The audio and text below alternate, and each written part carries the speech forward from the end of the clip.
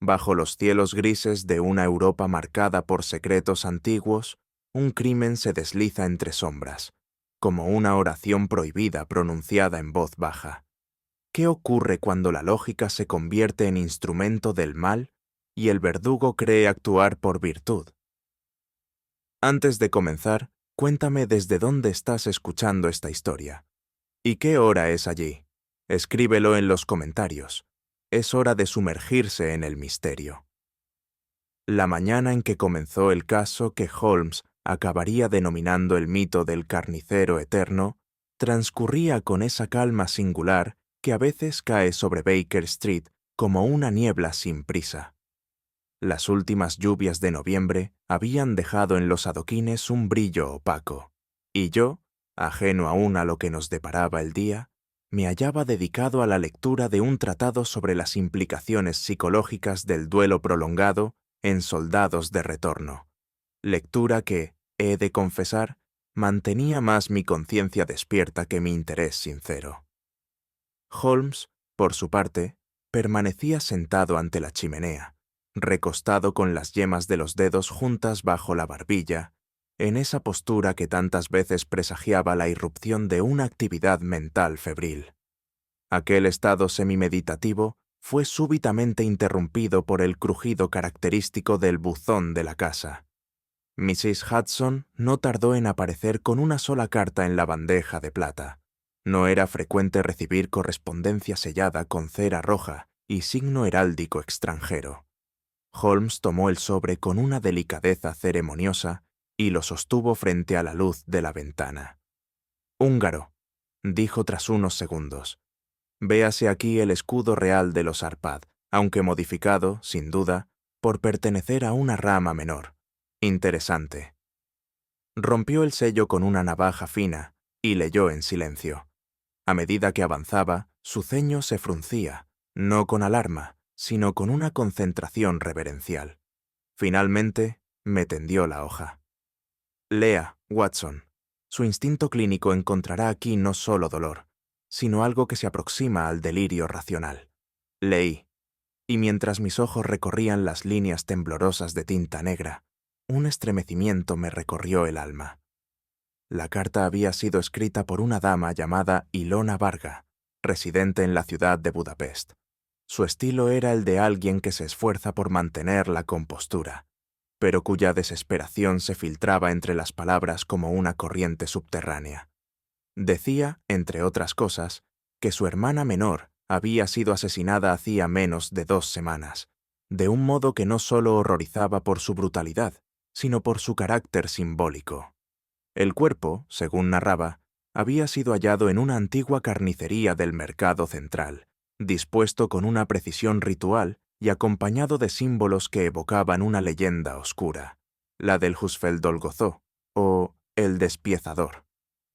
Un número de resonancia grotesca, sin duda, comenté al terminar la lectura. Holmes paseaba ya por la alfombra, de brazos cruzados tras la espalda. No el nombre Watson, el patrón. Observe, los elementos que describe la señorita Varga, posición del cuerpo, las incisiones, el entorno elegido, sugieren no una pulsión desordenada, sino una liturgia. Y donde hay liturgia, hay creencia. Eso es más preocupante que el crimen en sí. La carta concluía con una súplica: que viajásemos a Hungría, donde las autoridades habían archivado el caso como obra de un perturbado común. Ilona, sin embargo, afirmaba poseer información adicional que no se atrevía a confiar al papel.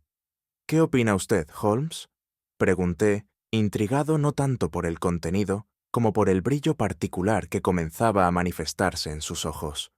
Él respondió tras una pausa meditada: «Si el mito ha sido revivido, Watson, no es por el pueblo, sino por la mente, y las mentes que revisten sus crímenes de símbolos lo hacen con un propósito.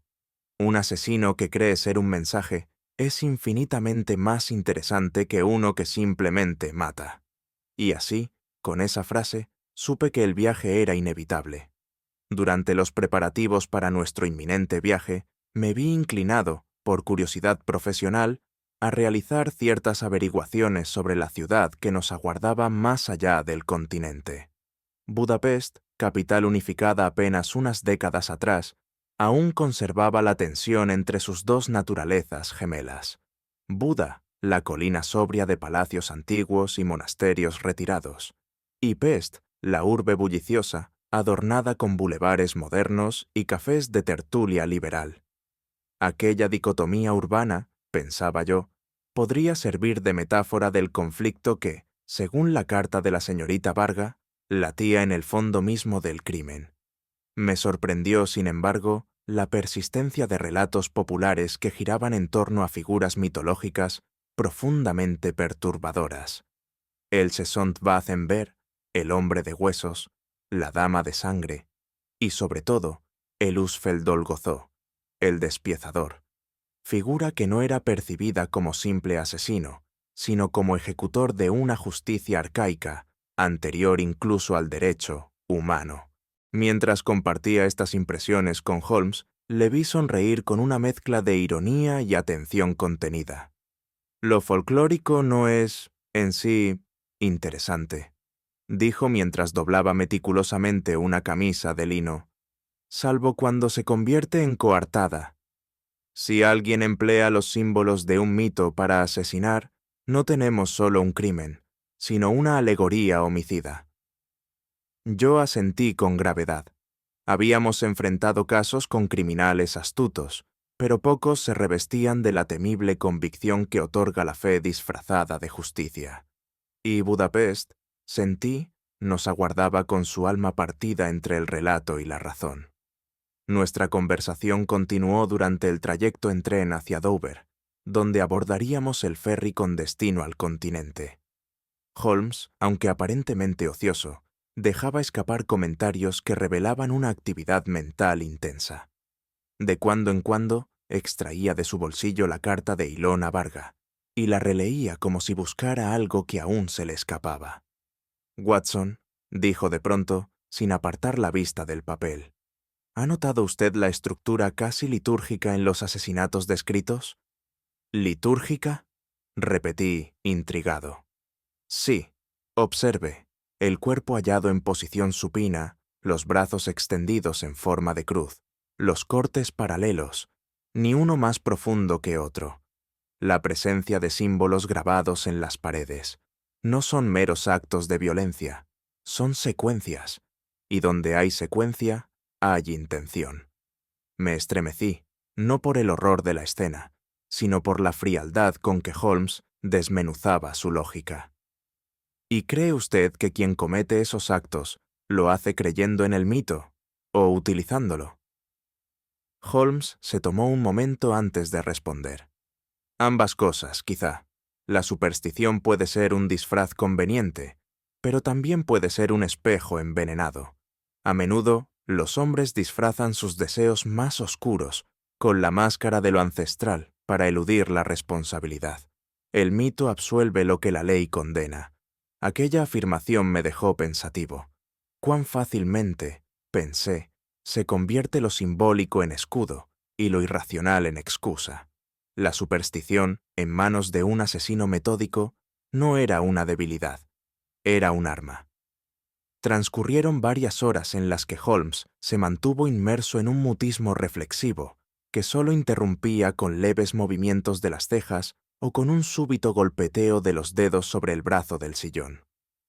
Yo, acostumbrado ya a aquellos periodos de incubación intelectual, me abstuve de perturbarle, limitándome a anotar algunos apuntes vagos sobre el contenido médico de la carta, aunque con la vaga impresión de que mis conocimientos clínicos se hallaban, en esta ocasión, mal equipados para el desafío.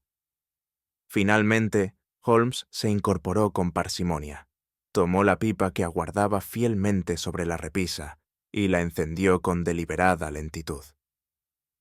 «Watson», dijo sin mirarme aún, «permítame formularle una pregunta directa. ¿Cree usted que es posible que un crimen pueda vestirse de símbolos sin ser una simple superstición? ¿A qué se refiere exactamente? A esto, cuando el símbolo se vuelve acción, deja de ser un relato, se transforma en código. Y cuando ese código responde a una lógica interna coherente, aunque retorcida, estamos ante un lenguaje. El asesino de Budapest no mata por impulso, compone un mensaje. Permanecí callado, intrigado por la profundidad de su observación. Es decir, continuó Holmes, que en lugar de buscar un asesino vulgar, estaríamos enfrentando a un intérprete simbólico, quizá incluso a un idealista extraviado. Me observó con una mirada que no admitía réplica. Preparo mi equipaje. Partimos al amanecer. El alma de Budapest parece reclamar no un verdugo, sino un lector, y no debemos llegar tarde a esa lectura. No fue sino hasta que la silueta familiar del puerto de Calais comenzó a desdibujarse tras de nosotros, cuando comprendí plenamente la naturaleza del viaje en que nos habíamos embarcado.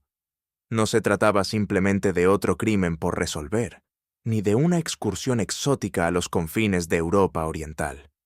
Era, y lo sentí con la certeza que solo otorga el presentimiento, el descenso a un terreno donde la razón debía enfrentarse, una vez más, con la superstición, y donde Holmes, que había vencido a asesinos, espías y chantajistas, tendría que medirse con algo aún más resbaladizo: la creencia. Durante el trayecto, el detective se mantuvo casi en silencio, sumido en sus mapas, anotaciones y esquemas improvisados. No obstante, en sus ojos había una concentración ardiente, como si ya estuviera dialogando con el asesino a través del velo de la distancia. «Watson», dijo finalmente, mientras cruzábamos el Danubio rumbo a la estación de Keleti. «Hay crímenes que se cometen con manos y otros que se cometen con ideas. En Budapest, sospecho que encontraremos ambas». Apreté los labios sin hallar respuesta inmediata. En mi interior, un ligero estremecimiento crecía, no de miedo, sino de una intuición profunda, la de estar caminando hacia un enigma más vasto que el crimen mismo. Y así fue como llegamos, no solo a una ciudad extranjera, sino a un tablero antiguo, donde las piezas ya habían sido colocadas, y donde el primer movimiento no tardaría en anunciarse. Nuestro tren llegó a Budapest bajo el manto de una neblina pertinaz que parecía brotar directamente del lecho del Danubio, como si el propio río exhalara memorias que preferiría mantener ocultas. La ciudad, dividida en su geografía y en su carácter, nos recibió con esa mezcla de altivez imperial y melancolía provinciana que sólo los antiguos confines del Imperio austrohúngaro parecen conservar intactos. Holmes descendió del vagón sin expresión, pero yo percibí en su andar un ligero cambio, no el de quien pisa terreno enemigo, sino el de quien reconoce que ha ingresado en el dominio de otro tipo de lógica, más emocional, más antigua. «Observe, Watson», dijo mientras subíamos a un carruaje modesto. «Es una ciudad que no oculta sus sombras. Al contrario, las exhibe con una dignidad callada». El trayecto hacia Buda, la parte elevada de la ciudad, nos condujo por calles empedradas y muros cubiertos de hiedra, hasta que los sonidos de Pest, más animados, más mundanos, quedaron atrás. En la altura, el aire se hacía más denso, como si lo sagrado y lo ominoso convivieran sin distinguirse. Las estatuas de santos y mártires custodiaban las plazas vacías, y los tejados de las casas parecían mirar hacia dentro más que hacia afuera. Sentí, con esa certeza vaga que suele anticipar lo inquietante, que el crimen no sería el único misterio que nos aguardaba. Algo en el ambiente, no tangible, pero real, nos advertía que la razón y la superstición estaban a punto de entrelazarse de forma irreversible. La residencia de Ilona Varga se hallaba en una callejuela flanqueada por cipreses viejos, y aunque conservaba una prestancia señorial, el tiempo había dejado en ella huellas visibles, molduras resquebrajadas, balcones desprovistos de flores y una sensación general de que la casa ya no pertenecía del todo a los vivos. Un mayordomo enlutado, de edad indefinible, nos condujo sin palabra alguna al salón principal, donde una mujer nos esperaba con el aplomo de quien ha llorado mucho. y ha aprendido a no hacerlo más. Ilona Varga no era bella en el sentido convencional, pero poseía una dignidad que imponía respeto sin esfuerzo. Vestía de oscuro, como lo exigía su duelo reciente, y sus manos, largas, pálidas, descansaban sobre un pañuelo bordado con iniciales antiguas. «Señores», dijo en un español cuidadosamente aprendido, «gracias por venir. No sé si podrán ayudarme, pero no podía confiar ya en nadie más». Holmes la saludó con una inclinación sutil, mientras yo respondía con palabras de cortesía que buscaban suavizar la tensión inicial. Fue entonces cuando Ilona comenzó a hablar. Su relato no era un simple testimonio de dolor, sino una exposición ordenada de hechos, cargada de símbolos y temores antiguos. Mencionó la carnicería abandonada, la disposición del cuerpo de su hermana, los símbolos en las paredes y un nombre que repitió con un temblor apenas perceptible. Husfeldol gozó. «No es un asesino», dijo al final. «Es un mensaje, y nadie quiere escucharlo». Aquella frase quedó suspendida entre nosotros como una advertencia. Holmes no replicó, pero vi en su mirada un brillo nuevo, el de quien ha encontrado no solo un crimen, sino una clave. Ya entrada la tarde, y mientras el fuego del salón crepitaba con la contención de las casas bien criadas, Ilona Varga nos relató la historia del despiezador con el tono de quien revive un antiguo juramento. Según la leyenda, se trataba de un carnicero del siglo XVIII, ejecutado por desmembrar cuerpos humanos que, decía él, estaban corrompidos por la mentira del alma. Su nombre verdadero se había perdido, pero el mito subsistía, renovado generación tras generación, como advertencia o como maldición. Dicen que aún camina por Pest cuando la ciudad olvida su conciencia, añadió Ilona, mirando al fuego, no a nosotros. Holmes escuchaba con la paciencia inquisitiva de quien reconoce la utilidad de un símbolo, aunque no comparta su lógica. Le pedí que nos explicara su impresión inicial, y su respuesta no se hizo esperar. El mito, señora, no sobrevive por sí solo, requiere de adoradores. Cuando alguien asesina con estos patrones, no solo está ocultando su identidad, está adoptando otra. Ilona asintió, como quien recibe una confirmación largamente esperada. ¿Y si yo le dijera que mi hermana no fue la primera, ni la última? Holmes no respondió de inmediato. Se levantó y se acercó a una estantería. Sus dedos se deslizaron entre libros antiguos hasta encontrar un volumen encuadernado en cuero, del cual extrajo una página doblada. La leyenda fue recogida por un etnógrafo en 1873, comentó, mostrándonos el pasaje. Pero esta versión contiene detalles demasiado precisos, demasiado recientes. Sus palabras, pronunciadas con frialdad quirúrgica, parecían no solo desmentir el mito, sino revivirlo. Comprendí entonces que no estábamos enfrentando una leyenda resucitada, sino una voluntad que usaba la leyenda como máscara. Y esa voluntad, lo supe sin duda alguna, aún respiraba entre los muros de aquella ciudad. Ilona, con admirable previsión, nos entregó aquella misma noche una copia del expediente forense correspondiente al asesinato de su hermana, traducido cuidadosamente al inglés por su propia mano. El documento contenía fotografías, diagramas anatómicos, descripciones detalladas de las incisiones y, al pie, la firma del médico responsable, Dr. Erzsébet Faludi, forense jefe de la ciudad desde hacía más de una década. Holmes extendió las hojas sobre la mesa del salón, alisándolas con las palmas como si fueran mapas secretos.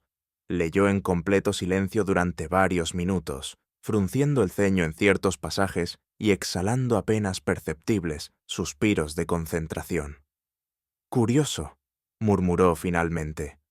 «¿Algo no concuerda?» «En efecto, mire usted, Watson. Aquí indica que el cuerpo fue trasladado por la policía a la morgue a las 2:17 de la mañana, pero la firma de Faludi está fechada media hora antes. Esto no es un error administrativo, es una imposibilidad cronológica. Ningún profesional que se respete firmaría un informe sin haber examinado el cuerpo. ¿Podría tratarse de una copia modificada? Holmes negó con un gesto lento. La caligrafía está calcada, no escrita. Es una firma reproducida, no autógrafa. Y eso, mi querido amigo, plantea una pregunta más profunda que la mera falsificación. ¿Quién se beneficia de acelerar un informe forense? Antes siquiera de que el cadáver haya llegado. No añadí palabra. La deducción no solo insinuaba una manipulación burocrática, sino una intromisión planificada en el proceso legal. Allí, entre nombres oficiales y tecnicismos médicos, se ocultaba ya una verdad que alguien, inteligente y meticuloso, no deseaba que viésemos. Pero Holmes, como siempre, ya había empezado a ver. Al día siguiente, acompañamos a Ilona a la comisaría central del distrito, una construcción severa de piedra gris y puertas dobles, cuya arquitectura parecía haber sido concebida más para disuadir que para acoger. Nos recibió un inspector de apellido Carpati, hombre fornido de modales secos y uniforme impecablemente abotonado, cuyo rostro reflejaba desde el primer momento una mezcla de aburrimiento profesional y desdén apenas contenido. «El caso está cerrado», dijo, tras hojear sin interés el expediente que Holmes había solicitado. La víctima, con antecedentes emocionales inestables, fue atacada por un indigente mental. No hay más que añadir. «¿Y las marcas rituales?», preguntó Holmes con su cortesía helada.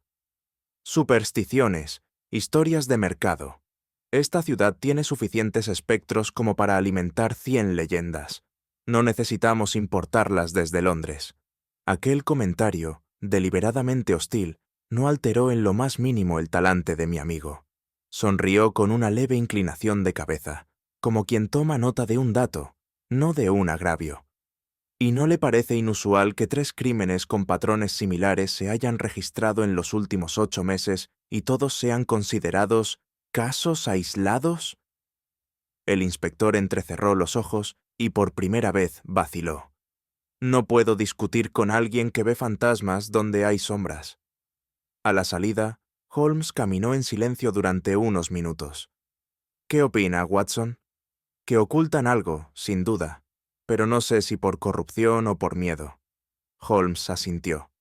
Tal vez ambos, pero lo más grave no es lo que niegan, es lo que ya han aceptado, que el mito puede matar, y que es preferible no interrogarlo.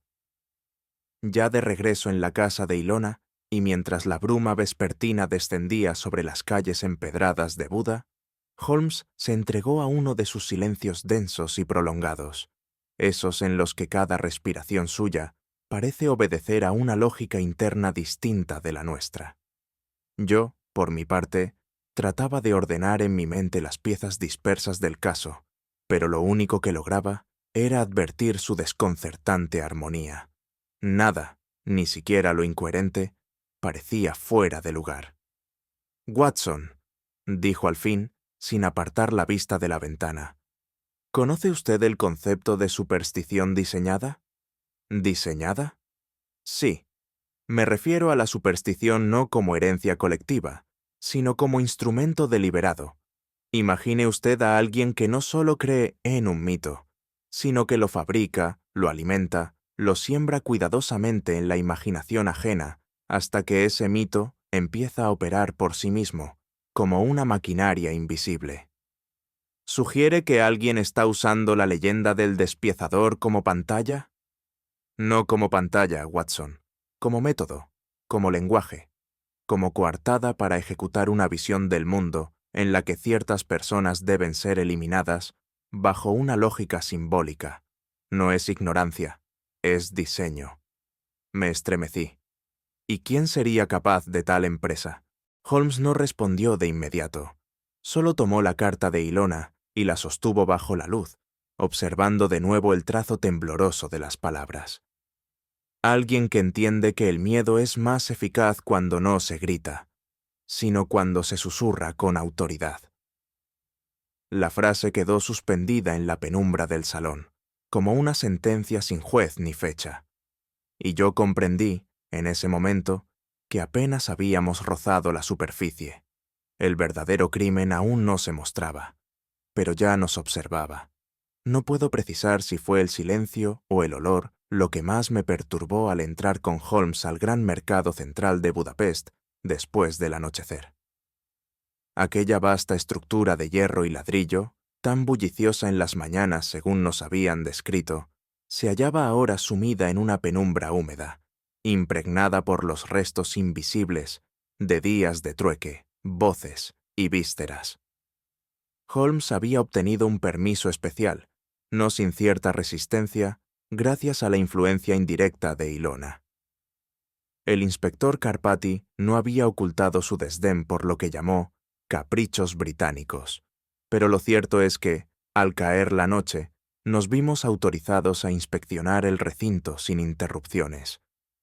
El eco de nuestros pasos sobre losas mal niveladas evocaba la vibración de antiguos rituales extinguidos. Cada puesto cerrado era como un párpado abatido, y el aire parecía aún llevar consigo el murmullo de una lengua ya extinta. «Fíjese, Watson», dijo Holmes mientras recorríamos uno de los pasillos laterales. «Este lugar no fue construido solo para vender. Hay algo en su simetría que me sugiere otro propósito. ¿Nota usted la repetición de los arcos? Son 5 a cada lado. Y observe esa cúpula en el centro. Está directamente encima de lo que fue una carnicería. ¿Cree que esa arquitectura fue elegida con intención simbólica? No lo creo. Lo deduzco. El simbolismo no siempre reside en lo que se ve, sino en lo que se permite repetir sin cuestionarlo. Continuamos avanzando. Una bandada de palomas alzó vuelo repentino desde una de las vigas, como si algo invisible se hubiera desplazado entre los puestos cerrados. Pero Holmes no se detuvo. Su mirada había captado algo más que aves, algo que yo, aún, no comprendía. Fue un hombre de edad imposible, ojos velados por cataratas y rostro ajado como pergamino medieval, quien se nos acercó con paso lento, apoyado en un bastón de madera negra. Su nombre era Domotor, y según nos explicó en un húngaro lento que Ilona se encargó de traducir, había trabajado toda su vida en aquel mercado, primero como aprendiz de vendedor de especias y luego como cuidador nocturno. Holmes, con esa cortesía que solo adopta cuando sospecha estar frente a una fuente valiosa de información, le ofreció un cigarro inglés, que el anciano aceptó con temblorosa solemnidad. «La noche antes del asesinato», dijo tras la primera calada, «escuché a la joven hablar con un hombre junto al viejo puesto número 31. No era de aquí». «¿Extranjero?» «No del todo. Hablaba como un alemán, pero de otro siglo. Su acento era como de misa antigua. Palabras ceremoniales. Algunas ni siquiera las entendí. Y créame que he oído muchas lenguas en esta plaza». Holmes asintió con leve inclinación. «¿Y recuerda algo específico que dijera?» Llamó a la joven hija del hierro, y luego mencionó el puente de los ojos cerrados. Ilona palideció. Holmes, en cambio, pareció enderezarse levemente. «Una metáfora extraída de los ritos de iniciación masónicos», susurró. «Interesante». Yo, perplejo, pregunté: «¿Y cree usted, Holmes, que alguien habla de esa forma por accidente?» Él me miró brevemente. «Nadie habla como si viviera en otro siglo, a menos que haya decidido no salir de él». El anciano domotor se retiró como había venido, fundiéndose con la sombra de los arcos, y yo no pude evitar sentir que no habíamos hablado con un testigo, sino con un eco. Fue Holmes quien, al final del pasillo trasero, señaló con la punta de su bastón una puerta de madera carcomida, parcialmente oculta tras unos sacos apilados y una cortina de polvo. El letrero descolorido aún decía «Us ver», carne y sangre, y al girar el picaporte, rechinante como un diente enfermo, accedimos a un espacio que, pese al abandono, no había sido olvidado. Nada en aquella sala sugería comercio reciente, ni restos de mercancía, ni cajas, ni papel de embalar. pero lo que sí hallamos fue un mobiliario cuidadosamente dispuesto. Una mesa al centro, no de cortar, sino de presentar. Ganchos en la pared, no alineados como útiles, sino en forma de estrella invertida. Y, sobre el piso, grabado a cuchillo, un símbolo que Holmes no tardó en identificar. Una cruz rósea, no cristiana, mazónica, pero distorsionada. Me incliné para observar mejor y noté que la madera del suelo había sido quemada deliberadamente en torno al símbolo. «Esto no es un puesto de mercado», murmuré. «Es un altar». «No exactamente», corrigió Holmes. «Es una escena, un escenario. Lo ritual se disfraza de folclore para que el crimen no parezca más que superstición. Pero cuando el escenario repite su guión, ya no estamos ante superstición, estamos ante doctrina». Me disponía a responder, pero un ruido seco en el techo nos interrumpió. Holmes alzó la mano. Silencio. No estábamos solos. Y el cuchillo, aunque ritual, podría estar aún en manos de quien no distinguía entre símbolo y sentencia. Apenas se hubo disipado el eco de aquel crujido en el techo. Ruido que más parecía provocado por el peso de un juicio oculto que por el simple paso de una criatura humana, Holmes se agachó junto a la tarima donde reposaban los restos de lo que había sido un mostrador. Allí, entre el polvo acumulado y una delgada capa de hollín, comenzó a retirar con extremo cuidado la suciedad, revelando lo que, a primera vista, podría haberse confundido con meras marcas de desgaste. «Observe», susurró, como si temiera que su voz pudiera despertar algo dormido bajo la piedra. «Líneas concéntricas, conectadas por ángulos perfectos. Esta no es una decoración industrial, es una inscripción ritual». Me acerqué y, en efecto, bajo la tenue luz de una lámpara de aceite que colgaba aún del muro, comenzaron a delinearse símbolos geométricos que no respondían al ornamento ni al accidente. Holmes sacó una pequeña libreta y, con la meticulosidad de un monje copista, reprodujo las formas en papel.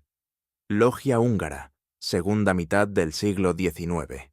Disuelta oficialmente en 1877 por decreto imperial, pero con ramificaciones conocidas en Pest hasta fechas mucho más recientes. ¿Está usted insinuando que la persona que cometió estos crímenes forma parte de una sociedad secreta aún activa? Holmes sacudió la cabeza. No necesariamente, pero alguien ha conservado los símbolos y, lo que es más revelador aún, los ha restaurado aquí, no por nostalgia, sino como marco de ejecución. No estamos ante imitadores, estamos ante alguien que necesita que estos símbolos existan para que el acto tenga sentido. La idea resultaba, cuanto menos, perturbadora. Como médico, había visto cuerpos marcados por el crimen, pero aquello era distinto. El crimen no era la meta, sino el medio, y la inscripción, lejos de ocultar, invocaba. Holmes se encontraba aún registrando los símbolos en su libreta cuando percibí, por el rabillo del ojo, un leve movimiento en la penumbra. Una sombra se deslizó entre dos columnas metálicas, con una agilidad impropia de la edad o el peso. La intuición me tensó antes que el peligro. Sentí, más que vi, que no estábamos solos. «Holmes», dije en tono apenas audible, «alguien nos observa». Mi compañero no alzó la mirada. «Lo sé. Desde hace 5 minutos. No ha intervenido porque aún no ha decidido si somos una amenaza o un mensaje».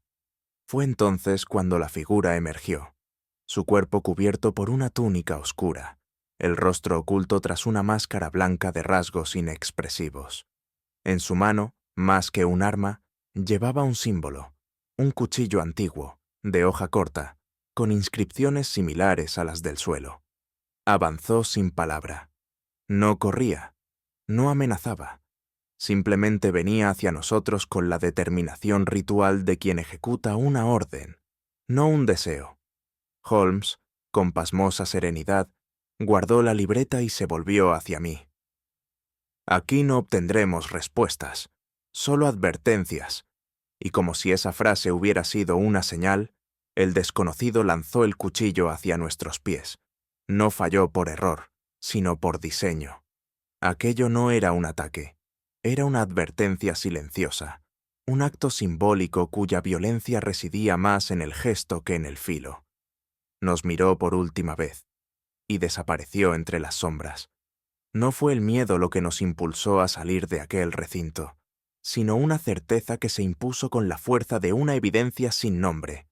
Habíamos sido vistos, tolerados y marcados. Ya no éramos simples observadores del caso, éramos parte del mensaje. Holmes halló una salida trasera, apenas perceptible tras una pila de sacos vacíos y una puerta corroída por la humedad. El pasadizo nos condujo a una escalinata angosta que descendía bajo el mercado y desembocaba, tras varios giros, en una calle lateral de Pest, aún húmeda por las lluvias del día anterior. Nadie nos siguió. Nadie nos habló. Pero el silencio tenía un peso nuevo, como si la ciudad misma hubiese tomado nota de nuestra intrusión. No llevamos pruebas, dije, aún jadeante.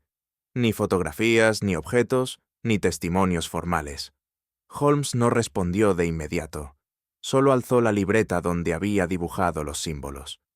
No necesitamos pruebas físicas, Watson. Lo que hemos hallado no está hecho de materia, sino de significado. Y alguien más lo sabe. En aquel instante, comprendí que no habíamos descendido al corazón de una ciudad, sino al umbral de una idea. Y esa idea no toleraba intrusos. La mañana siguiente al incidente en el mercado, Holmes me indicó que debíamos visitar a un perfumista de renombre en la ciudad, un tal Istvan Molnar, cuya discreta tienda se encontraba en una calle secundaria de Pest, no lejos del Parlamento. El lugar, a medio camino entre botica antigua y santuario de esencias olvidadas, despedía un aire denso, casi litúrgico. Molnar, un hombre alto y de rostro alargado, con modales precisos y mirada que parecía haber olido secretos ajenos durante décadas, nos recibió sin sorpresa. Era evidente que conocía el nombre de Holmes. La cortesía fue inmediata, pero no cálida. «Señor Holmes», dijo, «usted no viene por una fragancia, sino por una huella». Mi compañero sonrió apenas, como quien recibe una confirmación innecesaria. «Necesito saber», dijo con voz baja, «si alguna de sus esencias fue solicitada por el forense Erzsébet Faludi en los últimos meses, en particular para el tratamiento de cadáveres antes de su exposición oficial». Molnar asintió lentamente, como quien abre una puerta que preferiría mantener cerrada. Pidió una mezcla poco habitual, mirra, vetiver y un matiz casi imperceptible de ámbar quemado. Una fórmula que no se usa desde tiempos funerarios premodernos. El aroma no oculta la muerte, la convierte en símbolo. Holmes entrecerró los ojos. ¿Y quién utiliza un perfume simbólico sobre cuerpos inertes, sino alguien que desea que la muerte hable? El perfumista no respondió, pero su silencio, impregnado de inciensos antiguos, olía a conocimiento prohibido. Su tienda no era un comercio, era una memoria embotellada. Ya en nuestra posada, Holmes desplegó sobre la mesa 3 expedientes policiales, obtenidos por medios que preferí no indagar. Los documentos, que Ilona había facilitado con una rapidez que evidenciaba una red de contactos no desdeñable, contenían detalles sobre 3 víctimas anteriores al caso de su hermana.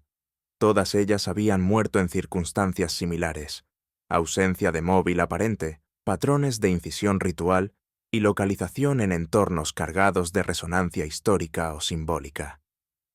«Mire esto, Watson», dijo Holmes mientras me pasaba el segundo informe. La víctima, un relojero de 57 años, fue hallada junto a una réplica exacta del Puente de las Cadenas. ¿Recuerda el Puente de los Ojos Cerrados que mencionó el anciano en el mercado? ¿Cree usted que esa frase aludía a este lugar? Creo que quien la pronunció no hablaba en clave personal, sino en clave iniciática. Lo que ató todos los cabos Fue un nombre que aparecía en los archivos médicos previos de las 3 víctimas. El doctor Szalay Karolyi, psiquiatra retirado del Hospital Militar de Pest, especializado en tratamientos postraumáticos para veteranos de la guerra de Bosnia. Aquel detalle, aparentemente inocuo, cobró sentido cuando Holmes señaló que los 3 habían sido atendidos por él en fechas coincidentes. 3 individuos, murmuró, marcados por la violencia de la guerra, expuestos a imágenes que deforman la moral, y luego ejecutados en escenarios simbólicos, como si fueran emisarios de un juicio invisible. Yo apenas pude balbucear una respuesta. Comenzaba a vislumbrar que no nos enfrentábamos a un asesino con lógica clínica, sino a alguien que construía su crimen como una liturgia. Y cada víctima, al parecer, no era elegida por azar, sino por memoria. Fue en la noche siguiente, mientras la ciudad dormía bajo el espesor de una neblina que parecía surgir del propio Danubio, cuando Holmes comenzó a esbozar, en voz baja, su primera aproximación al perfil del asesino. «Watson», dijo sin dejar de mirar por la ventana, «hay crímenes que ocultan, y hay crímenes que declaran. Este pertenece a los segundos».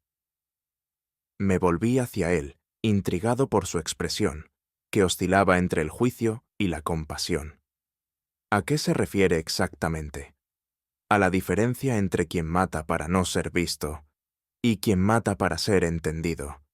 Este asesino no está ocultándose, está hablando, solo que lo hace en un idioma que pocos recuerdan. ¿Y qué idioma es ese? El del rito, el de la expiación simbólica, el lenguaje de quien, tras un trauma devastador, reconstruye el mundo bajo la lógica de la pureza. Es alguien que ha dejado de distinguir entre carne y culpa. Holmes me mostró entonces un diagrama, una suerte de mapa mental que había trazado con líneas rojas y anotaciones breves. En el centro, en lugar de un nombre, figuraba una palabra: sacrificio.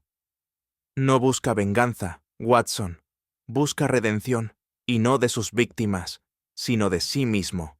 Cree estar purificando el cuerpo social mediante actos simbólicos.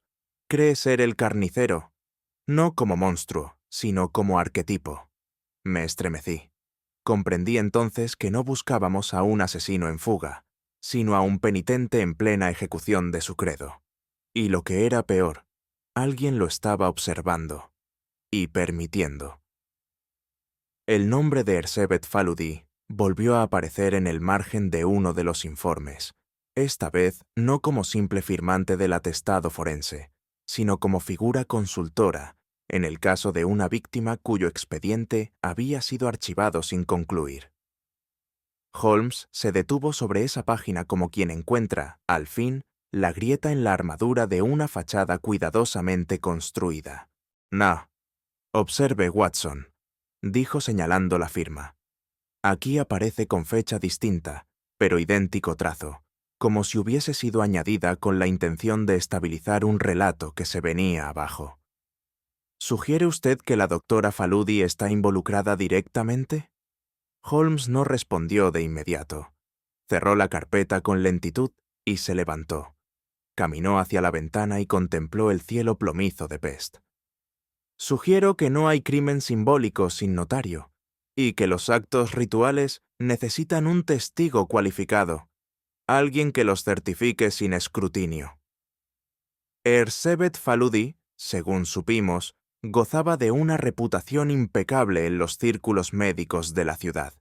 Mujer de ciencia, admirada por su rigor y al mismo tiempo profundamente interesada, según ciertos colegas discretos, en lo que llamaba la estética de la muerte. Una expresión que, en labios ajenos, sonaría mórbida, pero que en ella parecía justificación académica. «Un perfil como el suyo», dijo Holmes, «no participa del crimen con las manos, sino con el consentimiento. Y a veces, Watson, la firma es más culpable que el cuchillo». Aquella noche, mientras los campanarios marcaban la hora siniestra de las 3, comprendí que el monstruo podía tener rostro, pero que la mente que lo guiaba quizá llevaba bata blanca. Holmes y yo caminamos aquella noche por los pasadizos menos transitados de Pest, allí donde los adoquines no han sido pulidos por la historia, y donde el silencio parece arrastrar fragmentos de una ciudad que solo se deja ver cuando nadie la mira. El aire era denso, no por humedad, sino por el peso invisible de lo no dicho. ¿Nota usted el aroma?, preguntó Holmes de pronto. Aspiré profundamente. Una fragancia indefinida, mezcla de incienso rancio y algo que recordaba a carne curada, flotaba en el ambiente. «No es del mercado», añadió él, «es de las paredes mismas. La ciudad exhala su memoria, y alguien sabe cómo usarla». ¿Cree usted que el perfume tiene función ritual? No solo ritual, narrativa. El olor no es para el muerto, es para los vivos, para quien encuentra el cuerpo, para quien lo documenta, para quien queda impregnado. La memoria, Watson, no siempre se imprime en papel. A veces permanece en la piel, en la ropa, en el aire. Yo no supe qué responder. Caminábamos sin rumbo fijo, pero cada cruce de calle parecía llevarnos más hondo. No hacia el asesino, sino hacia su significado. La culpa no siempre se confiesa, dijo Holmes deteniéndose ante una verja oxidada. A veces se proyecta, se convierte en código, en ritual, en mito. Entonces supe que ya no buscábamos a un criminal. Buscábamos a alguien que usaba el crimen para explicar el mundo. Y la ciudad, como un cuerpo abierto, lo permitía. Fue gracias a una carta discretamente entregada por Ilona a uno de sus antiguos profesores de medicina que Holmes pudo acceder, de manera no del todo ortodoxa, a los archivos privados del Dr. Salai Caroli, el psiquiatra retirado que figuraba en los antecedentes médicos de varias víctimas. Aquella colección de carpetas, amarillentas y mal encuadernadas, nos fue facilitada en una caja de madera desgastada, acompañada por una nota manuscrita que decía tan solo: «El horror se conserva mejor en silencio».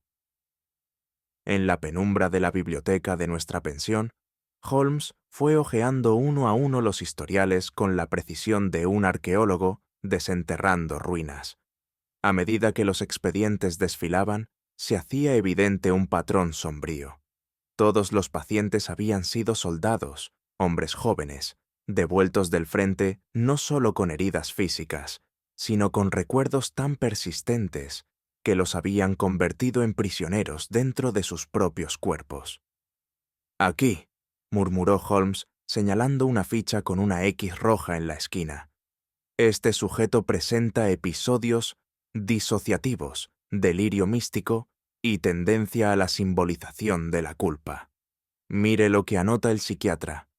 Cree que su misión no concluyó en la guerra, que el mundo necesita ser purificado».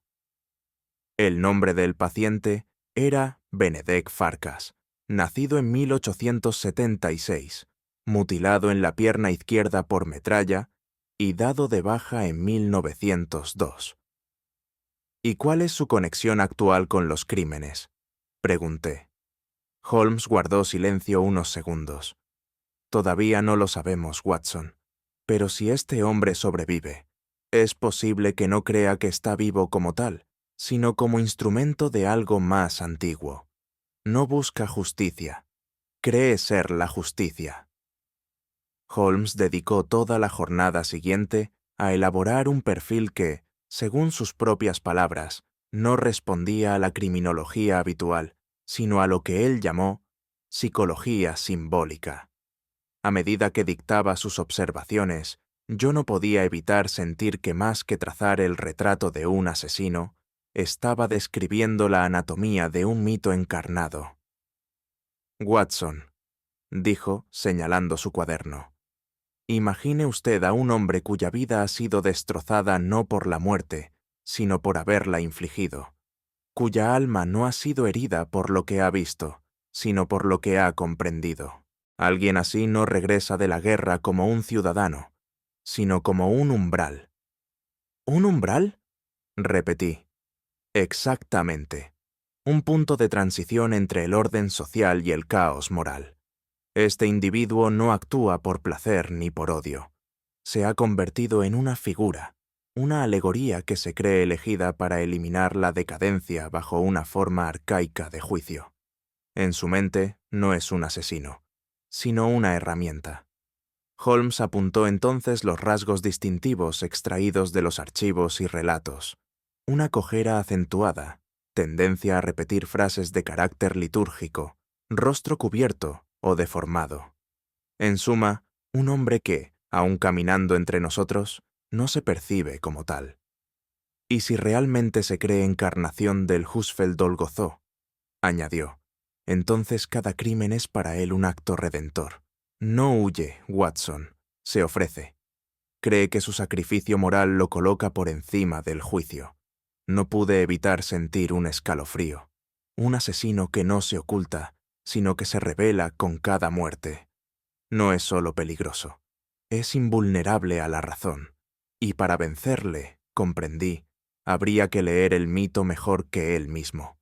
La clave para entender la súbita reactivación del mito no provino de la policía ni de los archivos clínicos, sino de un hallazgo casual durante el desayuno, cuando Holmes hojeaba un ejemplar arrugado del Budapesti Hirlab, abandonado en la mesa vecina de la cafetería. Un breve artículo, perdido entre notas sobre ferrocarriles y tarifas postales, captó su atención de inmediato. «Aquí está», dijo en voz baja, como quien reconoce la chispa que enciende un incendio. Se trataba de una crónica publicada 6 meses atrás, titulada Los símbolos del carnicero de Buda, folclore o advertencia olvidada. El autor, un joven periodista cultural, relataba con tono jocoso la leyenda del Husfeld-Dolgozó, acompañado de una ilustración mal reproducida en tinta roja que mostraba la figura del mítico asesino con capa, cuchillo y capucha. Holmes dobló el diario con lentitud. ¿Nota el detalle, Watson? Este artículo no fue escrito para advertir, sino para provocar. Y no al lector promedio, sino al lector específico, aquel que ha esperado toda su vida un símbolo que legitime su delirio. El periodista, sin saberlo, había activado una memoria dormida. Una combinación de palabras, limpieza, traición, resurgimiento, que resonaban con el contenido de los archivos psiquiátricos de Benedek Farkas. Para alguien como él, aquello no era ficción ni humor, era una señal. No siempre se necesita una orden para actuar, reflexionó Holmes. A veces basta con una insinuación bien calculada. Miré de nuevo la ilustración. El rostro, cubierto por sombras, parecía idéntico al del desconocido en el mercado, y comprendí que el mito no había vuelto por accidente, sino porque alguien, con una imprudencia disfrazada de ironía, le había recordado que aún tenía un papel que cumplir.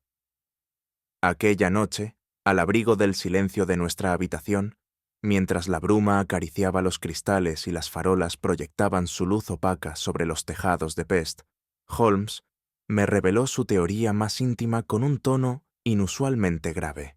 No era el tono del razonador triunfante, sino el del pensador que, al borde del abismo lógico, vislumbra algo más profundo que el crimen. Watson, comenzó, he llegado a la conclusión de que no nos enfrentamos simplemente a un asesino. Nos enfrentamos a una conciencia moral desfigurada por la guerra, por la filosofía y por la desesperación. No mata por placer, ni siquiera por redención personal. Mata para corregir lo que percibe como un desequilibrio esencial. ¿Una especie de cruzado?, pregunté, sin poder disimular mi inquietud. Un cruzado sin cruz, sin dogma, sin iglesia. Cree representar una moral superior, anterior incluso al derecho. Ha sustituido la ley humana por una simbología que confunde pureza con eliminación. Para él, la ciudad está enferma, y él, como carnicero, debe cortar lo que se ha corrompido. Holmes se levantó y paseó en silencio.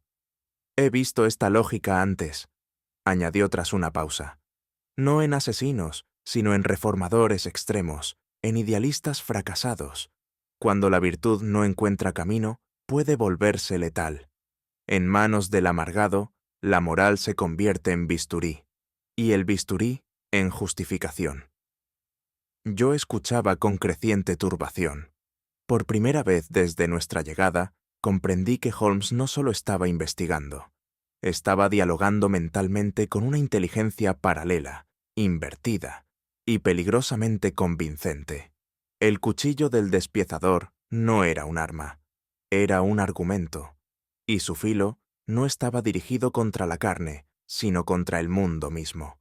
El plan de Holmes fue concebido con la precisión de una partitura y la sobriedad de una misa fúnebre. Su propósito no era atrapar al asesino mediante fuerza o persecución, sino obligarle a rebelarse a través del símbolo que más profundamente le representaba: la repetición ritual.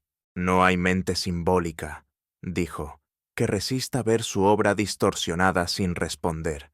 Si reconstruimos su escenario, acudirá, no por impulso, sino por necesidad teológica.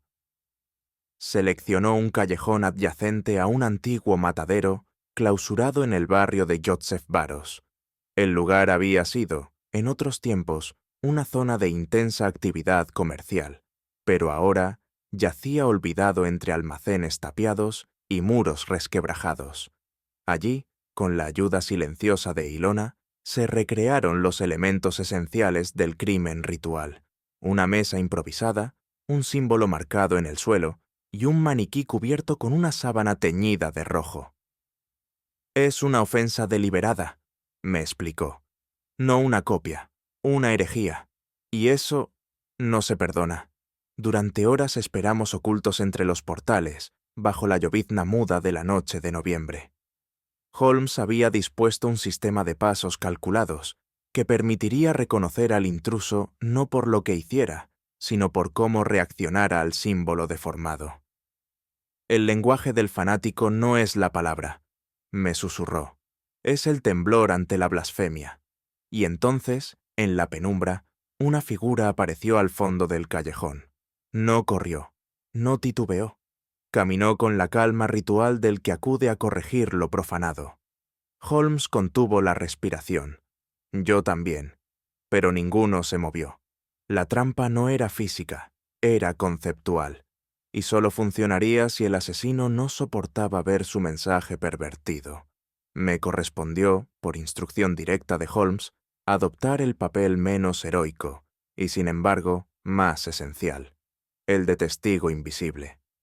Mientras él permanecía oculto tras una verja lateral, yo fingía leer un periódico, a escasa distancia del callejón preparado. No debía intervenir, solo observar. El hombre que se acercó al escenario no vestía de modo peculiar. Ninguna túnica, ninguna máscara. Era un rostro común, casi anodino. Precisamente por eso resultaba inquietante. Caminaba como quien se dirige a su banco habitual, pero sus ojos no estaban presentes en este mundo. Se detuvo frente al símbolo. No lo tocó, no lo pisó. Solo lo miró con un gesto que era al mismo tiempo devoción y ofensa. Luego murmuró algo. Yo, aunque apenas alcanzaba a oír, distinguí dos palabras que me helaron la sangre: pureza truncada. Ningún inspector habría reparado en la frase, pero para Holmes era una confesión. El hombre giró sobre sus talones y se alejó. No huyó, no sospechó. Se retiró con la paz ritual de quien cree haber restaurado el equilibrio. Pero nosotros, que habíamos escuchado, sabíamos que el equilibrio no había sido restablecido, sino convocado. Holmes, al regresar al hotel tras nuestra noche de vigilancia, se detuvo a contemplar el movimiento pausado del reloj de bolsillo que llevaba consigo. Observé en su semblante no la expresión del triunfo, sino la gravedad del pensamiento hondo. Pasaron varios minutos antes de que se dirigiera a mí con voz mesurada. «Watson, temo que el cuchillo no es el fin, sino el medio. El asesino no es sino una prolongación, una herramienta animada por una voluntad que permanece oculta». «¿Insinúa usted que existe un segundo actor, Holmes?», pregunté, con una aprensión que no logré disimular. No un actor, un autor. Esta serie de crímenes no es improvisada, sino orquestada con precisión. El hombre que ha ejecutado los actos no tiene la capacidad simbólica para diseñarlos. Su función ha sido la de encarnar un mito, pero alguien ha definido el guión, y ese alguien se ha asegurado de que nosotros siguiéramos el camino que él mismo delineó. Tomó una hoja de papel donde había trazado una serie de símbolos hallados en las escenas. Me señaló las correspondencias con antiguos ritos de purificación húngaros, algunos de carácter masónico. Demasiada coherencia para un veterano solitario afectado por traumas. Hay aquí una inteligencia que no mata con las manos, sino con el intelecto. ¿Un cerebro que ha manipulado al asesino como una marioneta? Aventuré. Exactamente. Alguien que comprende la fragilidad de la mente dañada y sabe inducirla a la acción bajo una apariencia moral. Alguien que no se ensucia las manos, pero cuya firma está en cada tajo. Me estremecí. Si el asesino era un lobo marcado por el delirio, el cerebro tras él era el arquitecto de un credo macabro, y aún no lo habíamos visto. Holmes cerró su libreta con un chasquido seco. Ya no buscamos a un carnicero, buscamos a un director de escena. Los indicios, que hasta ese momento flotaban como piezas disgregadas, comenzaron a entrelazarse con perturbadora claridad. Holmes, durante las siguientes horas, se entregó a una revisión minuciosa de los informes forenses, certificados de defunción y declaraciones del archivo médico. Fue allí donde surgió, con la persistencia de una sombra mal disimulada, el nombre de Erzsébet Faludi. La doctora Faludi no ha sido una mera testigo forense, Watson, dijo Holmes con un tono que oscilaba entre la admiración y la alarma. Ha estado presente en todos los casos clave. Ha definido las causas, ha determinado la cronología de las muertes, y, lo que es más inquietante, ha sido la voz científica incuestionada que legitimó cada hallazgo. Recordé a la doctora, delgada, impolutamente vestida, de expresión severa pero siempre cortés, una figura que inspiraba respeto sin necesidad de alzar la voz. Nunca me pareció sospechosa, y precisamente por eso Holmes la consideraba peligrosa. Los verdaderos artífices, prosiguió, no se ocultan en las sombras, se disuelven en la luz de su reputación, y nada ofrece mayor coartada que una posición de autoridad. Una inspección cruzada reveló un detalle revelador. La doctora Faludi había trabajado en estrecha colaboración, años atrás, con el psiquiatra jubilado que trató a nuestro asesino. No solo conocía su historial, lo había evaluado clínicamente, y según ciertas notas marginales, descubiertas entre las páginas de un informe olvidado, parecía haber alentado ciertas ideas de expiación simbólica bajo el velo de la psicoterapia. Es la perfecta artífice del mito, concluyó Holmes. Ha estudiado la mente fragmentada, ha comprendido su lenguaje, y lo ha guiado sin dejar huella física. Me sentí súbitamente rodeado de hielo. ¿Y si la mano que sostenía el bisturí no era sino la prolongación de un diagnóstico cuidadosamente sembrado? El rostro del monstruo no era el del ejecutor, sino el de su tutora. La propuesta de Ilona fue, en apariencia, una cortesía inocente. Una cena en su apartamento para agradecer, según sus palabras, el apoyo de Holmes y mío en medio de un ambiente tan convulso. Holmes aceptó con una sonrisa ambigua que solo yo, tras años de amistad, supe interpretar como premeditada. Será una velada instructiva, murmuró mientras ajustaba su corbata aquella tarde. Ilona había invitado a 4 personas. Entre ellas, destacaba la presencia de la doctora Faludi. Llegó con puntualidad quirúrgica, envuelta en un abrigo gris perla, y ofreció un saludo que no denotaba la más mínima vacilación.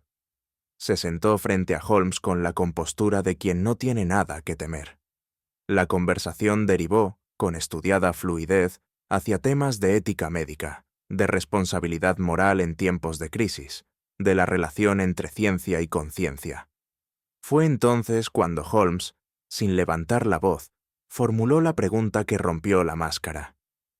«Doctora, ¿cree usted que un hombre puede ser inducido a matar si se le convence de que su crimen es un acto purificador?» Un leve temblor recorrió la comisura del labio de Faludi, pero no respondió de inmediato. Miró a Holmes con una mezcla de desafío y comprensión. «Cualquier acto», dijo finalmente, «puede parecer virtuoso si la lógica que lo sustenta ha sido construida con esmero. El mal no necesita disfraces, solo razones convincentes». La sala quedó en silencio. Yo apenas respiraba. Holmes asintió con suavidad. «Y a veces», añadió, «el constructor de esa lógica se sienta a nuestra mesa». No hubo escándalo, no hubo acusación, solo la pesada certeza de que la verdad había sido dicha, sin necesidad de pruebas, porque las pruebas ya hablaban por sí solas. Y, sin embargo, aún restaba un paso, uno final, que pondría a prueba no solo nuestra astucia, sino nuestra capacidad de enfrentarnos a una mente que no mataba, sino que guiaba. Apenas concluyó la cena, Holmes solicitó, con la cortesía que reserva para los actos más deliberados, unos minutos de conversación en privado con la doctora Faludi. La estancia elegida fue la biblioteca de la residencia, y aunque yo me hallaba en posición algo retirada, la disposición abierta de la puerta me permitió percibir con nitidez cada palabra. «Doctora», comenzó Holmes con una calma que no era fría, sino quirúrgicamente precisa. «No estamos aquí para dictar sentencia, sino para comprender el espíritu detrás de los actos». «Entonces comprenderá usted, señor Holmes», respondió ella sin vacilar, «que hay crímenes que no nacen del odio ni del deseo, sino de la compasión más lúcida». «¿Compasión?», intervino Holmes, elevando apenas una ceja. «Sí», prosiguió ella. «Compasión por una ciudad enferma, por una moral sin timón, por una generación sin propósito. ¿Qué otra cosa podía hacer sino liberar a un alma rota y darle dirección?» A medida que hablaba, no lo hacía con la exaltación del fanático, sino con la calma terrible del ideólogo convencido. Su voz era la de quien había elaborado, en solitario, una teología de la sangre, donde el verdugo es tan necesario como el juez. «No lo guié hacia la muerte», añadió. «Lo guié hacia un significado. Le di la certeza que los médicos le negaron, la misión que la guerra le robó». Holmes no respondió de inmediato. Cruzó las manos y dejó que el silencio se instalara como una sentencia invisible. «El problema, doctora», dijo al fin, «es que los significados construidos con lógica desprovista de humanidad suelen acabar en cementerios». Y así, sin elevar la voz, Holmes le hizo saber que la comprendía profundamente y que no por ello la absolvía. Mientras la figura de Faludi se retiraba sin resistencia, fue conducido ante nosotros el autor material de los crímenes, un hombre que, al ser presentado, pareció no reconocer la gravedad de su situación, sino únicamente la ausencia de la voz que hasta entonces lo había guiado. Su rostro era joven aún, pero su mirada estaba erosionada por lo que solo puedo describir como una obediencia espiritual. Holmes lo observó largo tiempo, sin una pizca de dureza. «¿Sabe usted por qué está aquí?», preguntó, con una voz que parecía venir de otra época. «Porque fallé. No detuve la putrefacción», musitó el hombre. «No fui suficiente. Ella me dio propósito. Me mostró el mapa». «¿Y cree usted que ese mapa lo condujo hacia la luz?», pregunté con voz baja, aún sin poder reconciliar al asesino con el temblor casi infantil de sus palabras. El hombre alzó los ojos hacia nosotros. En ellos no había desafío, sino la ausencia del juicio propio. Y en ese vacío comenzaron a brotar lágrimas. No eran fingidas, eran el deshielo de un alma programada que, de pronto, se encontraba sola ante la realidad de su ejecución. «Me usaron», dijo, y esa palabra cayó como plomo en el silencio de la sala. Holmes dio un paso hacia él, no como inquisidor, sino como médico de lo humano. Sí, dijo con serenidad, pero eso no borra lo que hizo. Solo nos obliga a preguntarnos quién fue realmente el verdugo. El joven se derrumbó, no con violencia, sino como un muro que, tras años de tensión, finalmente comprende que su estructura ha sido falsificada. Y así, entre sollozos ahogados, el ejecutor cayó en manos de la justicia. Pero la justicia, Holmes me lo diría después, no siempre se siente como redención. A veces es simplemente lo que queda. Horas después, cuando la calma aparente se había reinstalado en la residencia de Ilona, un ligero temblor sacudió los cimientos de la noche. La doctora Faludi, sin emitir palabra, alzó su copa de vino y pronunció unas breves palabras en latín que solo Holmes y yo comprendimos vagamente como una cita de Séneca. La muerte voluntaria es la más libre de todas, tradujo Holmes con una serenidad inquietante. Lo siguiente ocurrió en apenas segundos. Holmes, que parecía examinar distraídamente un libro encuadernado en cuero, se aproximó a la copa con la naturalidad de un anfitrión preocupado, y con la más mínima de las inclinaciones, dejó caer un pequeño objeto metálico en su interior. El contenido burbujeó con una efervescencia que solo la mirada atenta pudo captar. Demasiado elegante para un final tan previsible, dijo Holmes suavemente. Faludi lo observó, sorprendida por un instante, pero sin escándalo ni resistencia. Al contrario, una sonrisa irónica cruzó su rostro. ¿Me va usted a negar incluso la libertad última? Le niego el privilegio de escapar al juicio de la verdad, respondió Holmes. Usted diseñó un altar. Tendrá que sentarse en el banco de los mortales, como todos los demás. Ilona, que hasta ese momento no había intervenido, rompió en llanto. No por la doctora, sino por la revelación de que su mundo, su familia, su entorno, su historia, había sido el teatro donde se ensayaban crímenes con vocabulario filosófico. Faludi fue escoltada sin esposas. Holmes así lo solicitó. Que camine como lo hizo siempre, murmuró, recta, convencida y profundamente equivocada. Y mientras el eco de sus pasos se alejaba por los corredores de mármol, sentí en mí mismo la extraña sensación de que no habíamos vencido al mal, sino apenas disuelto su forma actual. El tren nos conducía de regreso a Londres, con la lentitud resignada de quien retorna al hogar no por deseo, sino por deber cumplido. Las ventanillas, empañadas por la humedad del amanecer, ofrecían escasos paisajes más allá de un campo desvaído y unos árboles trémulos, como si incluso la campiña inglesa sintiese algo del peso que llevábamos sobre los hombros. Holmes permanecía en silencio, su figura inclinada levemente hacia adelante, con los dedos entrelazados y la mirada perdida en un punto indeterminado del suelo. Yo, por mi parte, no intenté quebrar aquel mutismo. Había aprendido, con el tiempo, que algunas cicatrices no requieren palabras, sino espacio para asentarse en la conciencia. No obstante, el aire parecía denso, casi cargado de un polvo invisible traído desde los pasadizos de Pest, donde el crimen se disfrazaba de redención y la inteligencia se aliaba no con la justicia, sino con la arrogancia de quien cree poder purificar el mundo con una hoja afilada. Sentía, en cada traqueteo del vagón, la certeza de que lo vivido no se archivaría con facilidad entre nuestros casos resueltos. Era una herida sin sangrado, un acertijo que no dejaba satisfacción, sino una incómoda reflexión.